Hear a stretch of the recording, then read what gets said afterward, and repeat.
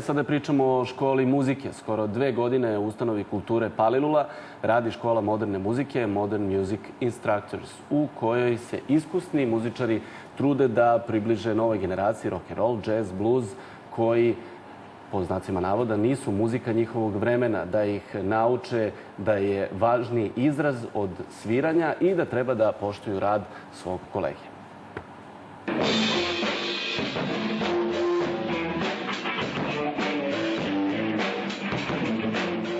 Mihajlo Ristić ima samo 13 godina. Svira gitaru, krenuo je malo i na bubnjeve, a škola mu je omogućila, kako kaže, da nastavi sa časovima, uključi se u bend i nađe nove drugove.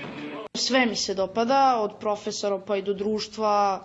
Moj profesor je Saša Ranđelović Ranđa i zaista s njim imamo ne profesorski odnos, tipa sad mora da bude sve idealno, nego prosto eto, družimo se. Uopšte ne treba da budemo svi stegnuti, nego eto, došli smo da sviramo, da naučimo da sviramo kroz jedan način koji svi mi volimo. Slična situacija je i sa 16-godišnjim Davidom Radenkovićem. On svira gitaru već 5 godina, a u školu je krenuo zbog interesovanja za rock, džez i blues muziku. Odlična atmosfera, ljudi su odlični, stalno ima neke energije. Ne samo na časovima, nego i ne samo kad sviramo, nego i na časovima, samo kad učimo.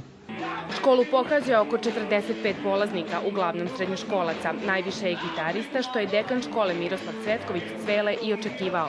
Ali, kako kaže, iznenađuje veliki broj bubnjara, među kojima su skoro polovina devojke. Što je jako lepo, ali dobro, to je sad u svetu moderno pa i popularno, tako da oni prate sve što se dešava. Ali mi je drago što je tako, jer je to vrlo atraktivno. Recimo, imamo čak jednu postavu gde su skoro sve devojke u bendu, tako da to izgleda jako lepo. Škola je zamišljena kao trogodišnja, ali postoji ideja da uvedu i kraće kurseve za ljude koji nemaju vremena da idu u školu, koji hoće da dograde svoje znanje, da se doškoluju. Tromesečni kursevi će biti usmereni na određene stilove. Mina Pavlović, televizija Pink.